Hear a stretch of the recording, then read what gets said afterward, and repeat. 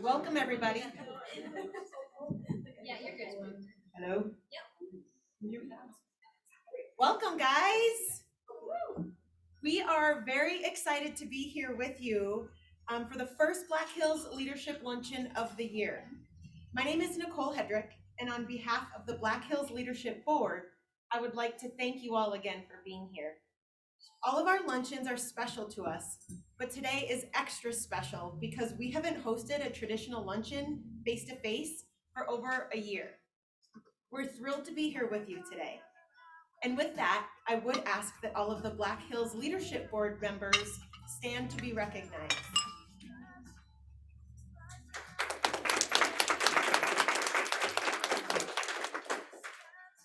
If this is your first luncheon with us, we extend an extra special welcome to you. The purpose of these luncheons is to strengthen current leaders and develop new and upcoming leaders for our community. It's also another great networking opportunity, as well as getting to hear from diverse community leaders each month. We would like to thank today's luncheon sponsor, Workforce Diversity Network, as well as today's speaker, Tamie Hopp. Please continue to eat. Food's being placed. Please eat, as I'll invite Catherine Grieseth, Executive Director from Workforce Diversity Network of the Black Hills, to come up and share a little bit more about their platform.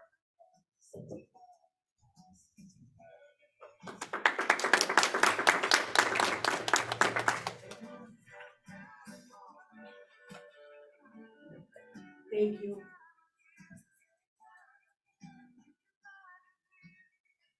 Thank you so much. It's a privilege to be here, and I'm glad that we're all back in person. It's been too long. I'm a people person, so it was a hard a hard year and a half for me to not be with everybody. So I am the executive director of the Workforce Diversity Network of the Black Hills.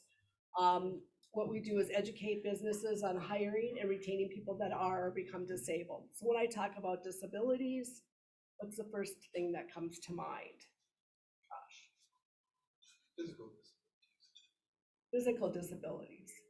So that's a piece of the puzzle. Now I'm going to ask everybody to put their hand up, and I know as we're starting to eat, but if you know somebody or if you do have autoimmune disease, raise your hand. If you know somebody who has heart problems, or if you have heart problems, raise your hand. Keep your hands up, everybody who's put their hands up. If you have asthma or know somebody that has asthma, put your hand up. Okay, almost everybody in the room has their hand up now. So yeah, we're out of hands. So that's disabilities according to the ADA, is anything that limits your daily activities. So all of those things that I just mentioned. So disabilities includes all of us, and it does not picky about who it chooses at any time. And most disabilities, if they're not, only 5% are born with a disability. The rest of us will acquire a disability through an accident or an illness. So it's so important to understand that and know that everybody has amazing abilities, and we have some amazing stories out there that some of you have heard me tell before. One of my favorite one is Bobby, who wanted to be a grocer. Bobby had a cognitive disability. He has Down syndrome. And the manager said, I don't think he's gonna work out. And we said, well, you just give it a try. And I don't place people, I just do the education to the businesses. So the manager said, okay, we'll give it a try. So Bobby went to work for the grocery store, and the first week, the manager came in and the line at Bobby's checkout where he was making groceries was cleared in the back of the store. And the manager said, I knew this wasn't gonna work. So he opened up all the other registers so that people could move. And he went up to them and said, you can come over here. Well, nobody would leave Bobby's line. So he said to a lady, he goes, how come nobody will leave the line here? She said, well, every night Bobby goes home and he makes a little Bobby saying, and we all get a Bobby saying in our bags. So people were coming in to shop, even though they didn't need to shop, because they all wanted a Bobby saying. So how did that affect the bottom line of that grocery store? It went way up. So that's just one of my favorite stories that I like to tell, because I think sometimes we overlook and we get so busy, we think that that's just them. It's not us. And it is us, because all those disabilities that we just talked about were just a few of them, and I call those the invisible disabilities, besides the physical disabilities, allow us to be problem solvers. and allow us to look at life a little differently. And that adds value to your team at work. You'll notice I put some things on the table. The notebooks are for you. I love those. They've got little markers and things in them. And then Jared, who you may have heard speak here at Leadership, Black Hills Leadership before, Jared Norlock, who was the HR director for Monument Health, is coming back. He was the vice president of the board of directors for the Workforce Diversity Network. He has a brand new book out, and Jared will be speaking at our breakfast, which is for National Disability Employment Awareness Month, of all of October. It'll be on the 21st. And Darren Seeley, who is the Deputy Director of Human Resources for the state of South Dakota, was our president and one of the founders of the board. He'll also be there and welcoming everybody. Jared's gonna talk about peaceful powered leadership and finding abilities in everyone. He's a great speaker. If you haven't heard him speak before, our breakfast is free. It's a full breakfast, not just rolls and fruit. It's eggs, bacon, the whole works. And I don't have the link on there, but it'll be on Eventbrite starting tomorrow.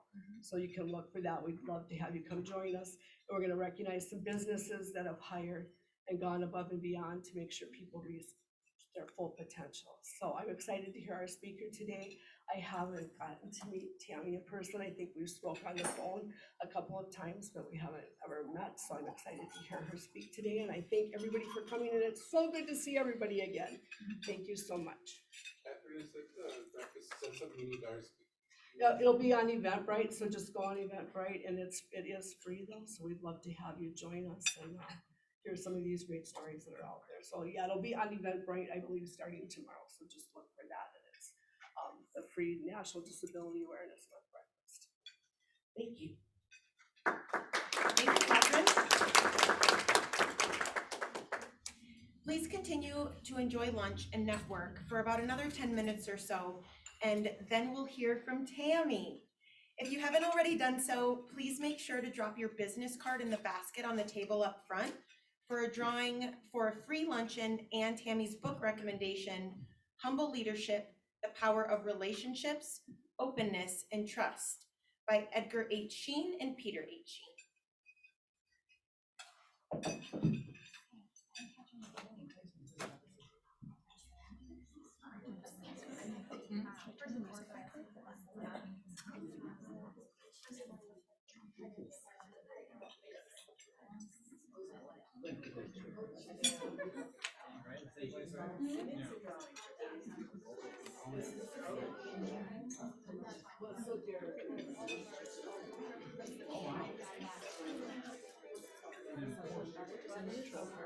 Hotel space. Yeah, I'm glad it's nice. Yeah.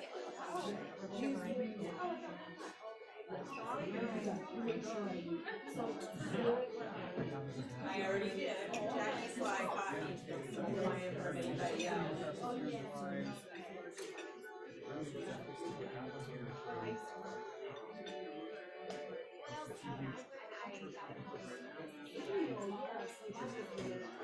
Are you ready? Yeah. Yeah.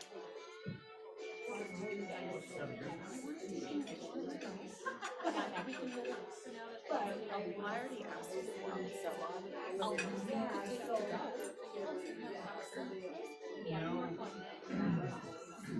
it'll go around. Yeah, so besides that, I mean, summer went super fast. I was in at the lake as much as I could be. It was a vacation. Thank you. So that was fun. Thank you very much. My brother and sister-in-law have a house now that they just don't, well, it's a trailer. I mean, I think it's bigger than my house. But, you know, so I feel bad even calling it a trailer. I mean, it is. Yes, it's awesome.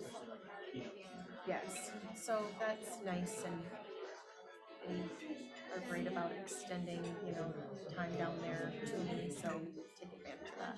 Absolutely. I just have one dog. Mason's doing all right. All right, good. He's old though. He's old. Slowing down. He can't hear very well. His vision, I think, is going in and out, like he still loves to walk and he's still eating and he's getting there. We lost our baby in 14 Christmas time. Now we have a puppy.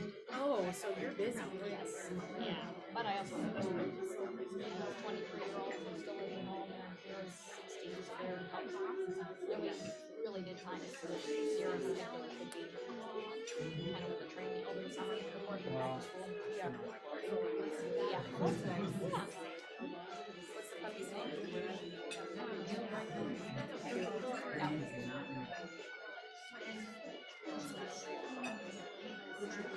Did you take it running? Yes. Are you still been running? Yes. Yeah. She's not a great runner. Still has energy. Often she's amazing.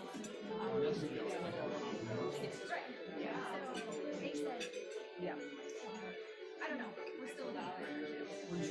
Yeah, my brother and sister-in-law just got a golden doodle. Or no, Labrador. Labrador. And that dog, I've had him quite a bit. Like when that's I go to. Yeah. Oh yeah. Yes. With autism.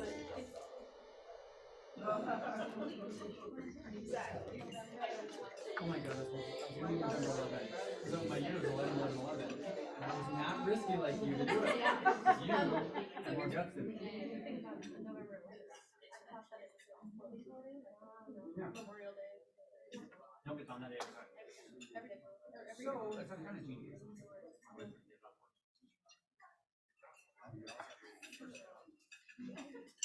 I hope everybody's enjoying their lunch. It's delicious.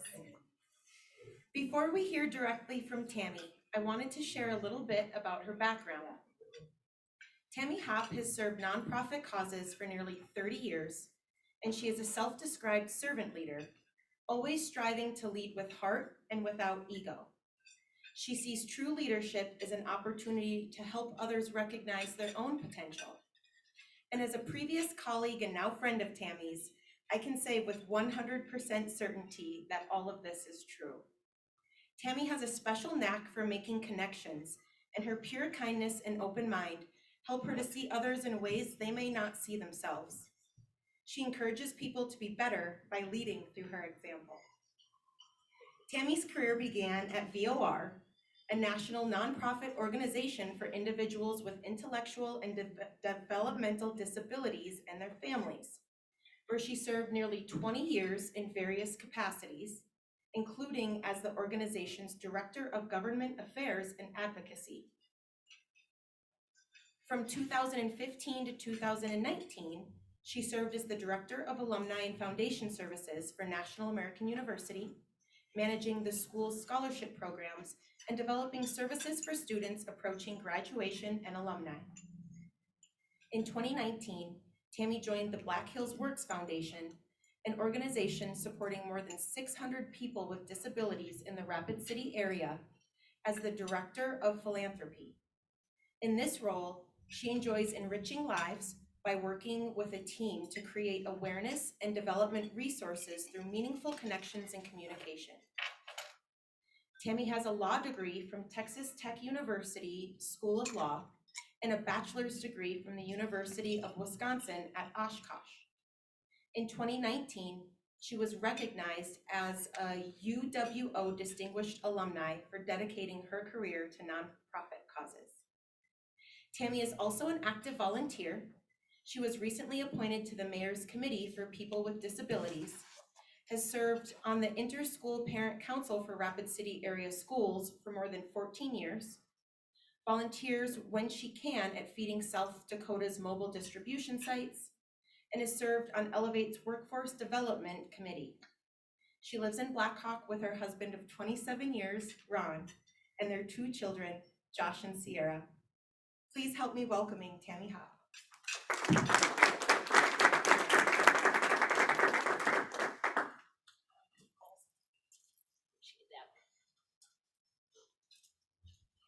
Well, hello, everyone.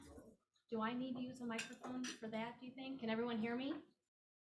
I don't think I need a microphone, but if you can't hear me, just raise your hand and I'll speak louder, or or use the microphone. Thank you very much, Nicole, for that really nice introduction. I appreciate it. Nicole and I, as she said, were former colleagues at National American University, and I just had a lot of opportunity to work together and grow together as leaders. So I really appreciate that you extended this invitation. And Catherine, thank you for the sponsorship today. I think my talk is going to segue so nicely into the work that you do with Workforce Diversity Network and kind of seeing unexpected leadership in others. So I really appreciate your sponsorship. So as everyone said, or as Nicole said, I'm Tamie Hopp, the Director of Philanthropy for the Black Hills Works Foundation. And today I'll be talking with you about unexpected leadership. How many of you woke up today and said, hey, I'm a leader? We don't think about that about ourselves, do we? It's more the word or the roles we choose, the actions that we take each and every day for the people that we support in our lives. We might call ourselves Director of Philanthropy, or mom, dad, husband, volunteer, but we don't wake up saying, hey, I'm a leader. Which is why when Nicole called and said, hey, do you want to give a leadership talk? I think you're a leader. I understandably was a little bit hesitant, but here we are. In all seriousness, what I did come to realize though, and Nicole's call prompted this, is that I do have life experiences to share, as do all of you. And life's experiences, oops, I should have asked how to use this first. There we go. And life's experiences offer up opportunities to lead and observe or cultivate leadership in others, even when we don't call it leadership. That is not to say that the act of leading can be accidental. Leading requires being intentional about your actions and your decisions, but emerging a leader, being accountable for outcomes, especially if that was not your end goal or main objective, can be unexpected. And that's what I'd like to explore with you all today, unexpected leadership. Experts typically characterize unexpected leadership as situations where someone without title or authority is put in a position of authority to meet a need and achieve a goal. Unexpected leadership is also used to describe situations where individuals of color, people with disabilities, sometimes even women, defy stereotypes and achieve leadership positions in spite of all odds and expectations against them. Inherently, we all know leadership goes well beyond titles. Good leaders are doers, walking the walk and setting an example for those around them. And even more importantly, leaders learn from others and recognize that learning doesn't end. Learning and leading is a journey. To that point, I found a really great quote by Corey Moan, who is the executive director for the Blue Valley Center for Advanced Professional Studies in Shawnee, Kansas. He said, from an early age, we are all taught to respect and emulate great leaders, the fire chief, the CEO, the president of the United States. To become a leader is an accomplishment in our society, a celebration of someone who has reached a destination. But what if we have it all wrong? What if his leading is more about a journey than a destination? What if leadership is a series of actions and not a person, place, or thing? And that's worth repeating. Leadership is a journey, not a destination. I really love that. I love it for two reasons. First, it's how I quite unintentionally and unexpected find myself talking to all of you. I am a leader on a journey that is nowhere near finished, just like all of you. Leadership doesn't begin and end with the role you're playing today, your title at work. No matter how much you love your jobs, and I really love my job at Black Hills Works, what matters more than title is that you are doing a job that allows you to grow as a leader. And for me, and I expect all of you, that you're continuing to make a difference in other people's lives. And that's my second point. Understanding that leadership is a journey comprised of a series of actions helps you see leadership as situational, a series of opportunities over your lifetime. And what a waste if we don't grow on that journey. So today, I'm going to spend a little bit of time sharing with you the background of my unfinished journey and introduce you to some real leaders. Leaders that I've met and learned from on that journey, unexpected leaders, people with disabilities and their families. So my post-high school career, or my post-high school path, was really difficult. I went straight from high school right to a four-year college. Not knowing what to do at that point, honestly, was why I went to law school. I didn't quite have direction in my life. I wanted to keep learning, so law school it was. After 3 years in 1994, I graduated with a law degree, and that's where my typical journey sort of took a different turn. I ended up joining, as Nicole said in the introduction, a really small grassroots advocacy organization, VOR. It's located in the Chicago area, stands for Voice of Reason. The organization is still operating now. Not exactly what I envisioned or my parents envisioned with a law degree, but it turned out to be the best decision of my life. VOR advocates for people with profound disabilities and their families. At the time, I was barely 25 years old with no life experience. I was still at least a decade away from having my own kids, but I found myself in a role where parents across the country, parents of people with profound cognitive disabilities, were trusting me to lead them and prepare them to talk with elected officials at both the state and federal level. A big part of my job involved coordinating hundreds of volunteers, providing them again with the resources and knowledge so they could feel comfortable walking into their state legislator's office, for example, to say, hey, this is what my kid needs, and the decisions you're making are impacting that. In addition, I've also prepared and organized at least a dozen Washington initiatives where anywhere between 40 to 100 parents and family advocates would canvass Congress. They would spend their own money, volunteer their own time, come to Washington DC to do that, all because it mattered, all because of their kids. Their kids, in a sense, were invisible in a sense. They could not advocate for themselves. They were profoundly cognitively disabled. Like their peers back home, they were fighting so hard for the quality of care that their family members needed. At the time, I didn't appreciate the significance of my role and the significance of the trust they were putting in me. They were desperate to protect and provide for their loved ones. And in their mind, and in some cases in reality, it was literally a matter of life or death as to the services that they received and what Congress would provide or not provide. I also didn't understand that at that point in my life, again, I was 25 years old, that there's actually leadership styles. I was just doing what came naturally, which all these years later I know is called servant leadership. And it would prove to be the exact right approach to empower these parents who, at that point, due to my title alone, certainly not my experience, were trusting me to lead them. The reality I realize is as true as it was 30 years ago. These parents who had a lifetime of experience raising and knowing their kids with profound disabilities were the real experts. Even as I was an unexpected leader, at least in my own view, so were these families. They did not see themselves as leaders. They did not wake up one day and say, hey, give me a disabled kid. I'm a leader. I can handle it.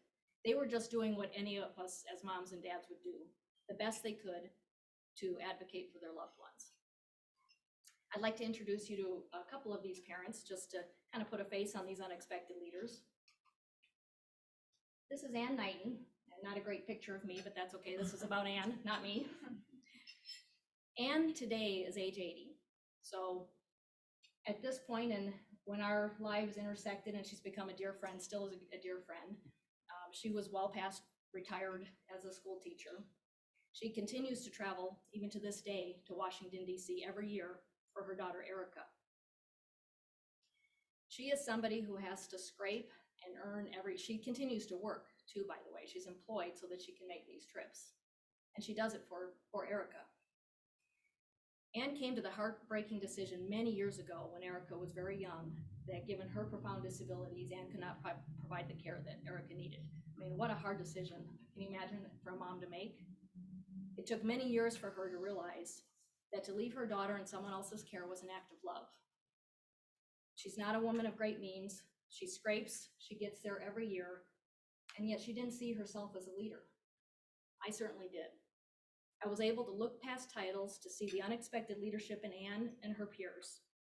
And learning from others, even those who are leading, is how we grow as leaders. After all, we are not living our lives on an island, but in interaction and in relationship to others. And again, I was only 25, and I guess I don't know how old I was there, as you'll learn, as I don't handle change very easily. I was with VOR for 20 years. I really took the job expecting it to be temporary. But 20 years later, I was still there. Early on in these Washington initiatives, I was still really young. I was just starting my career. But I owe such a great debt to my parents in particular, for raising me to be humble. I had the privilege of leading moms like Anne, and also I'll introduce you to a couple more. This is, Sybil is on the left here, Marilyn is on the right. That's Sybil with her son Seth. They're both from Iowa, opposite ends of the state, and they traveled also to Washington, D.C. every year as volunteers to advocate for their kids. Seth was just 3 months old when he suffered meningitis, and as a result of that, is profoundly disabled. Marilyn has a son with autism who it took a lot of orchestrating to essentially sneak to Washington so Bob wouldn't know. As many of you know, as is true with many people with disabilities, but especially people with autism, routines are extremely important. I mean, she would call at certain times, and he figured she was calling from her house, even when she was in a hotel in DC. And she would hardly ever be there on a Saturday because that's when she and Bob walked in the mall. But she made it happen. She made it happen for him, in spite of the literally trauma it would have he would have felt knowing that she was not home. As with Anne, Sybil and Marilyn never saw themselves as leaders, yet even as I was leading them, they were the real unexpected leaders. I could certainly go into any congressional office, and I did. There are 535 offices in Congress.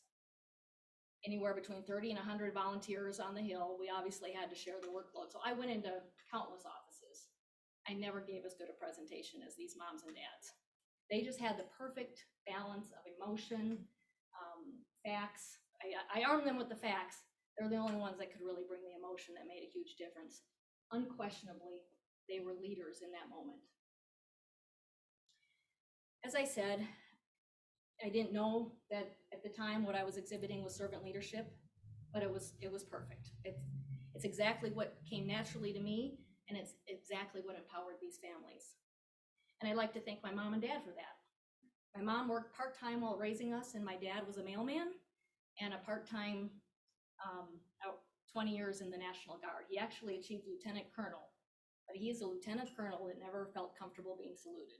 They were really, really humble, and they raised me the same way.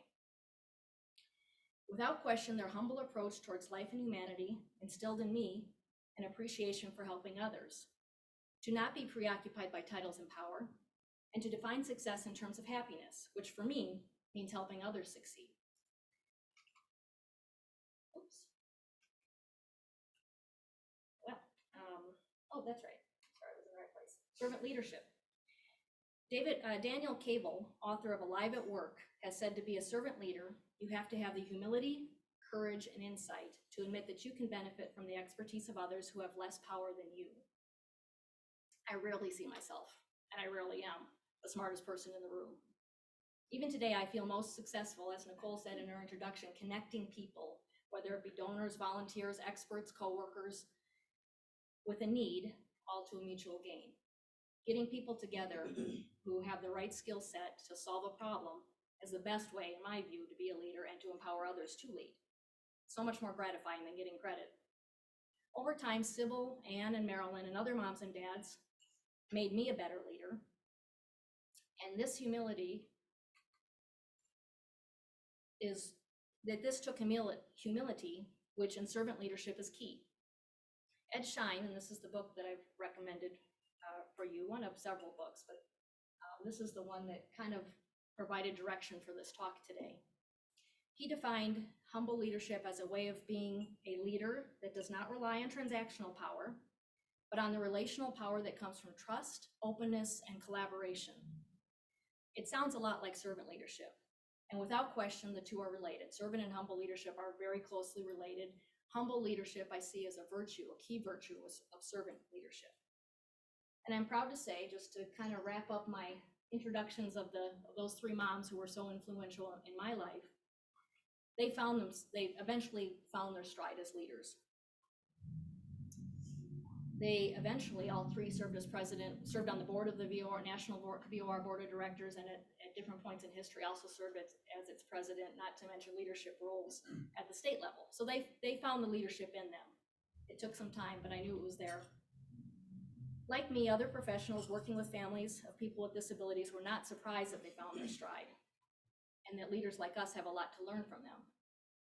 Kathy Kosier, a program specialist for the Cerebral Palsy Association in New York, said this: "Parents are the best teachers. Long before we chose a career in the developmentally disability field, parents were fighting, advocating, researching, networking, building alliances, and sharing information that served to improve the quality of services for their children. I have always admired the tenacity of parents. Yes, they challenge us, as they should. It is through these challenges we learn to attack a problem and grow professionally." Here's the takeaway from my personal journey, at least this point in my personal journey. I was unquestionably in a leadership role. However inadequate I felt at being considered a leader in those moments. But it was in these early roles that I embraced servant leadership. And servant leadership requires a certain humility. The key to humble leadership is to help people you are leading to feel confident, purposeful, motivated, and energized to bring their best selves forward. Again, to quote Daniel Cable, servant leaders view their key role as serving employees and volunteers as they explore and grow, providing intangible and emotional support as they do. As I said, leadership is a journey, so my next stop was National American University. It was a brief stop, relatively speaking, 20 years is a long time to be someplace. I was at NAU for about 4 years, so it felt like a blip in my personal history. But I was getting a bit restless even after 20 years, so I took a position helping NAU students and alumni succeed by providing them with scholarships, resources, networking, mentoring, and opportunities. A big part of this role was helping these students and alumni embrace their own potential, often at the most desperate points of their lives. NAU students are on average in their mid-20s or older, well past the typical college age, and many are starting over. My role and that of my colleagues was often to help them overcome insecurity, provide resources for them to grow professionally, and to help them see the professionals in themselves. And to do that, we had to be genuine, and we were. We had to genuinely believe that they were capable of success, no matter the adversity they were facing in their lives. And after all, they had taken a leap. They had scrapped whatever wasn't working to really start fresh, and that took a lot of courage. So being genuine and providing and helping them see that leader in them wasn't that hard to do. We understood the courage and the place that they were at in their life. Some were already unexpected leaders, and others were well on their way. NAU, as it turned out, was a relatively brief hiatus from my work in the disability field.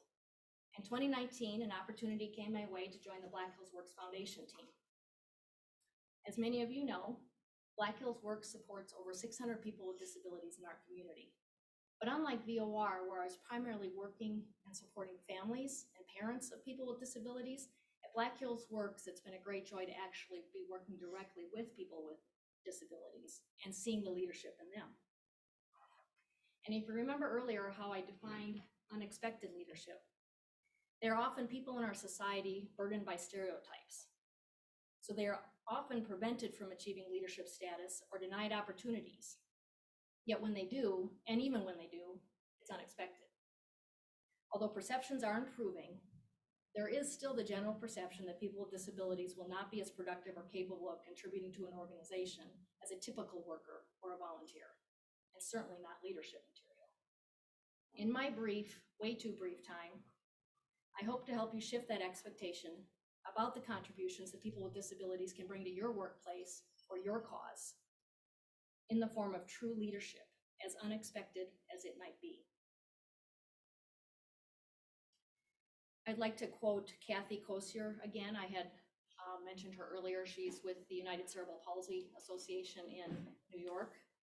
She says this about people with disabilities: "She has learned more about the importance of patience, persistence, grace, humility, and the true meaning of courage, tenacity, and seeing and witnessing, displaying acts of kindness each and every day from people with disabilities." Having worked in the disability field as long as I have, I can confirm that people with disabilities can teach us so much about living life fully and as leaders. I'd like to introduce you now to three of the people we support at Black Hills Works. And I'm doing this to intentionally put a fine point on the importance of recognizing leadership when you least expect it. I'm actually going to show you a video. This is Darcy Peterson.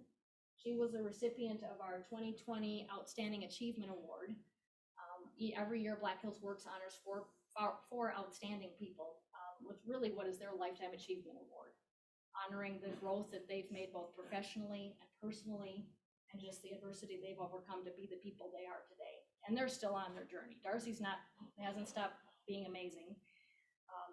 If I can get the video to work, it will be so much more interesting than me telling you about Darcy.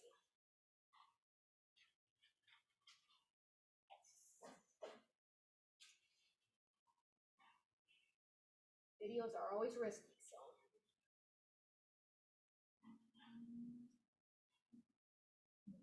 We'll have to get out of the slideshow, do you think?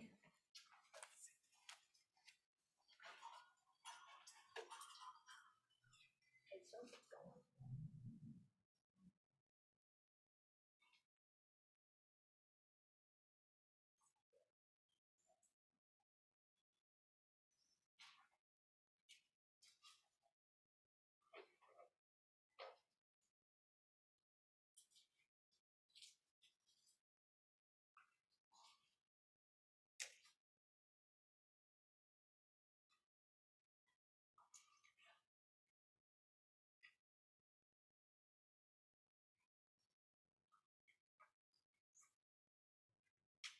It's not showing on the screen. I can just talk, I can.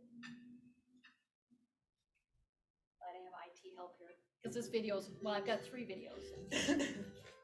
Totally worth waiting if we can get them up. I'm nominated. Here, I'm Tamie Peterson.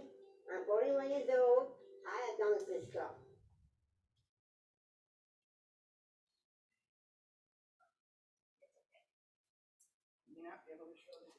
Okay. It is a permanent disability, and because of that, it's my passion to help people with the other with the Down syndrome. That's my passion. Besides dancing, yes, I'm gonna be a professional dancer. You'll meet Darcy and not remember Darcy. She leaves a wonderful, wonderful impact within 2 minutes. She'll let that happen. She doesn't go, I don't need just one best friend, I can have honored friend. Okay, well, you heard a little bit about Darcy. As she said, she's a winner, and she is a winner. I'll show you Darcy's picture. I'll get Darcy's picture back up. There we go. Darcy is, and my Black Hills Works colleagues can totally confirm, she's happy, she has a very colorful personality, a strong mind, loves to dance, as you heard in the audio, and she's the kind of person that the second you meet her, okay, we'll maybe give her 2 seconds, she is your best friend forever. You may have heard Brad Sadoff, our CEO, say that she's the kind of person, she can have 100 best friends and she's happy with that, and yet you feel like you're her only best friend. I mean, she just has that impact on people. She has lived independently in her own apartment since 2014 or 2004. That's something else she'll volunteer in the first 3 minutes that you know her. She's exceptionally proud of that. She told her parents right out of high school that I don't want to be dependent on you guys. I want to live on my own. And she did, and she has been. She knows the bus system better than anybody. I mean, if you have a question about a route and where it'll take you, ask Darcy. She's an exceptional employee. She's been working her entire life. Again, she lives independently in her own apartment and provides for herself. She's also a leader, and that's the point, kind of the point why I chose Darcy. I mean, we have hundreds of these examples of Black Hills Works, but I chose Darcy for a very specific reason. She was a reluctant leader. Not too many years ago, she was approached to serve as the vice president of the Ups for Downs Family Support Group. She was really nervous about saying yes to that request, but she did it. And today she's really proud of it. She can see the contributions that she's made as a leader in that capacity. But she was super reluctant. It took someone else to see her leadership potential to even make that request. And today she's, as you might have heard her say, it's her passion to represent people with Down syndrome.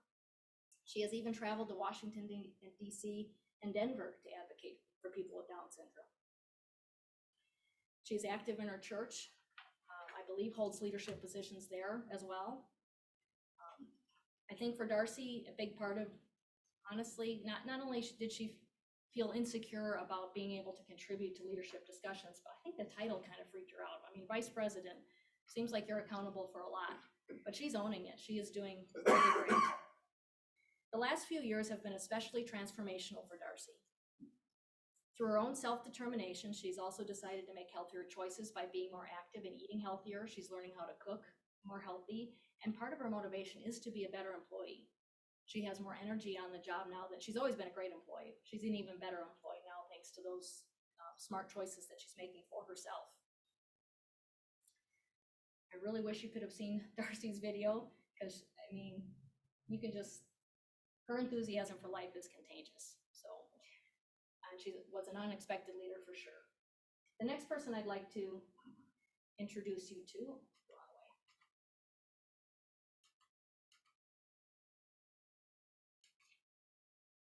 is Ordine Stevenson. Ordine has a pretty compelling story. Like Darcy, he is a prior honoree of the Outstanding Achievement Award. He earned his award in 2016. Ordine could dwell on his early life. Ordine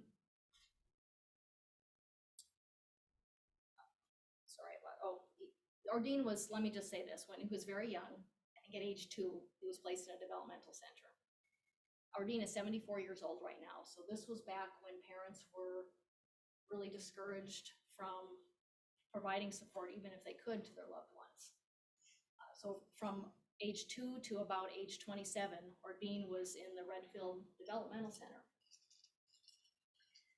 He could dwell on this early life. It clearly was an inappropriate placement for him. But instead, he chooses to focus on the life he now leads, much of which is on stage. And some of these pictures that you see here, that one with the suitcase is a short story about his journey from the developmental center to Black Hills Works, to his more independent life. And there was a second full play made about that same journey of his.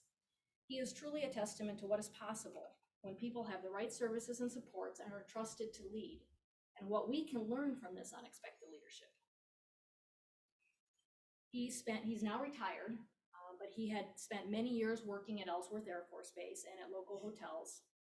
He has spent his retirement years volunteering for good organizations like Meals on Wheels.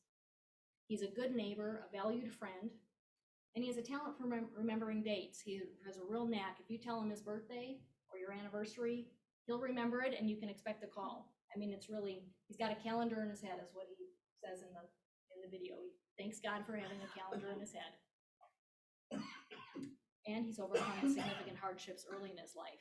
Look, he's facing forward now. He's still on a journey. He's 74 years old. That journey of his life journey is still unfolding. But most impressive to me is that he does not dwell. He doesn't play the victim. He has shown all of us how to live life fully in spite of early life adversity. And finally, I'd like to introduce you to Ed Hopp. There's Ed. Anyone who knows Ed knows that he has a way of motivating people around him simply by his endless energy and love for life. He holds 2 jobs, participates in Special Olympics, and is active in the local Autism Society of the Black Hills. He utilizes public transportation to get to and from work and to his activities in the community. He's an active volunteer at his church, the YMCA, and the A-Team. And the A-Team is a self-advocacy organization for parents and individuals with disabilities to provide guidance to our legislators and peer about the supports that they need and the rights that they have. And Ed and his twin brother, which you see there in the middle picture, are both really active along with their parents and the A-Team. Like my other two, the 2 people that you met, he earned the Outstanding Achievement Award in 2019. 2019 was just a year ago, 2 years ago, and he hasn't stopped growing. Good leaders don't get an award and say, okay, I'm done. He's moved right along. Since earning what we at Black Hills Works considers a Lifetime Achievement Award, he has started his 2nd job.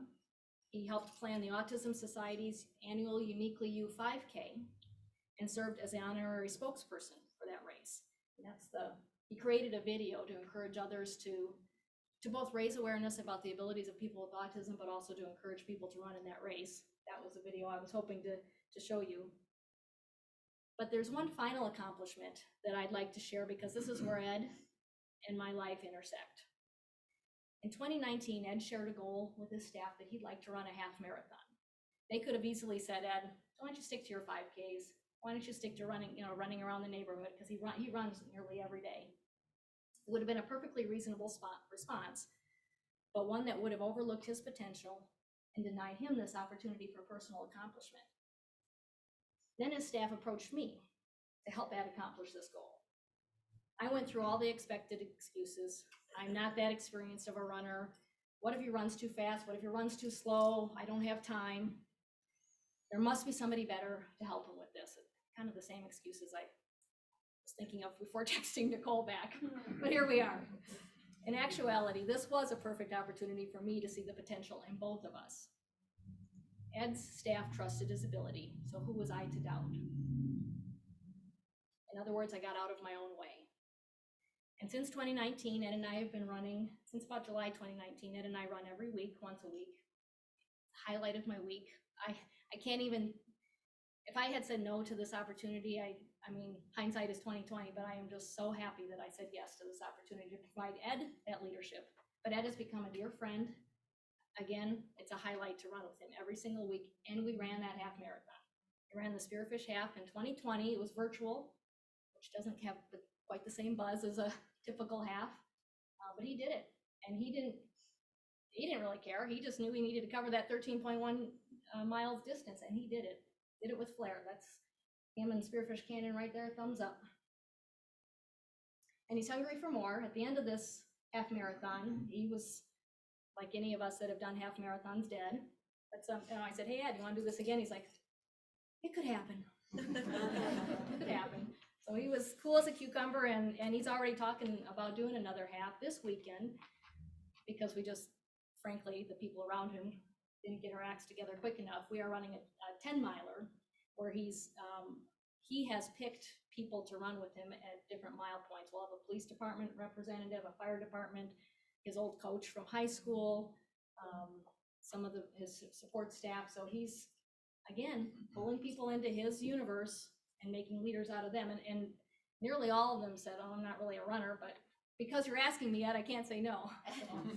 So he has, like I said, he just has a way of lighting up the room and making you a better you, just like the other two people I introduced you to, and to the nearly 600 people. I mean, we support over 600 people with disabilities in this community.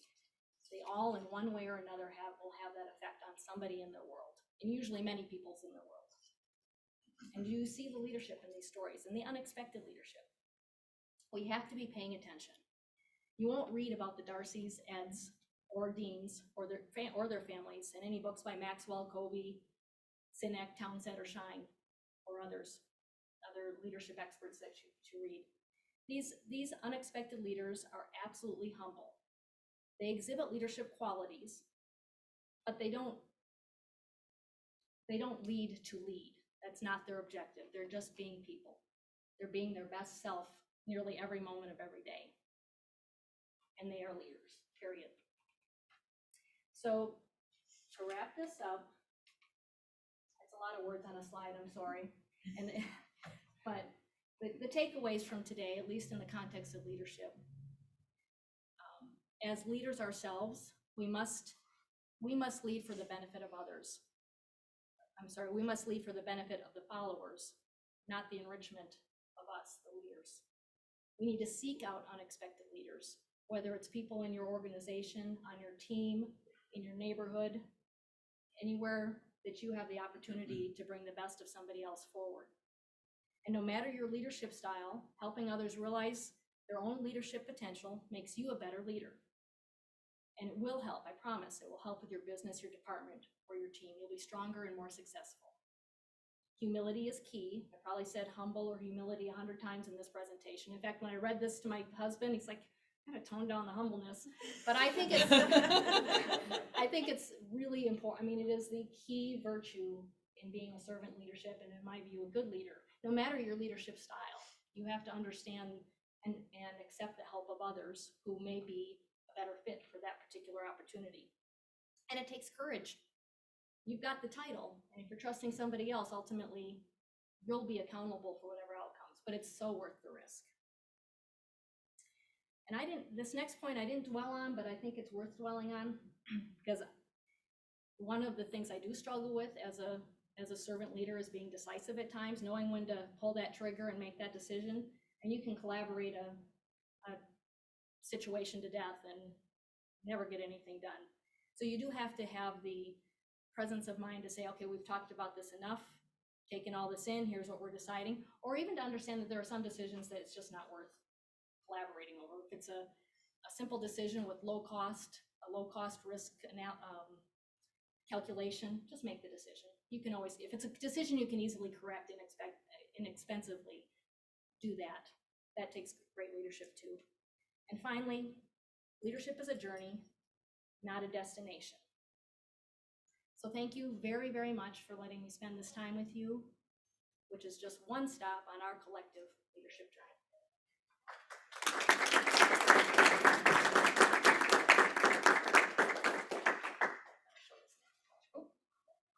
I've got another thank you from some of my friends. There it is. Thank you. Oh, that was awesome. Thank you. That was super motivating. And you know, it reminded me of the quote, when you know better, do better. So with that, you know, with that, sorry about that. Tammie's just reminded us that we're all leaders, whether we have the title or not. So with that, we need to leave here today and go out there with our best foot forward and lead how we can and how we're called to. So thank you again, Tamie. Great talk.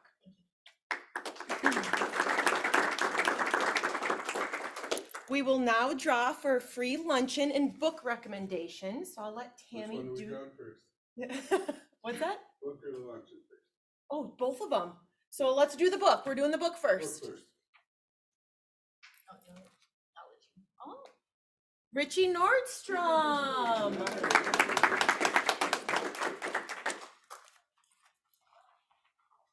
Congratulations. Oh, thank you. Okay, and then next, the free luncheon. See Mount Rushmore. Oh, Santa.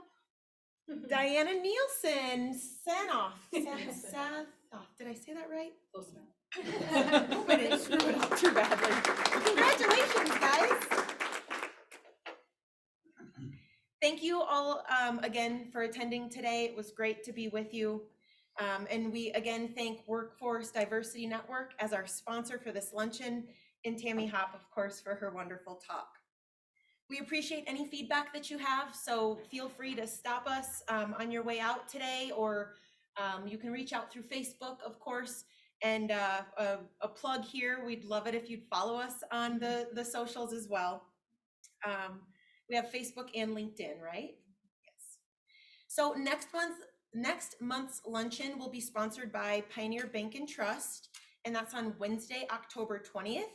And we'll be hearing from Dr. Ruby Gibson from the Freedom Lodge, and we're already looking forward to hearing from her. So you guys have a great month. Go out there and lead, and we'll see you in October.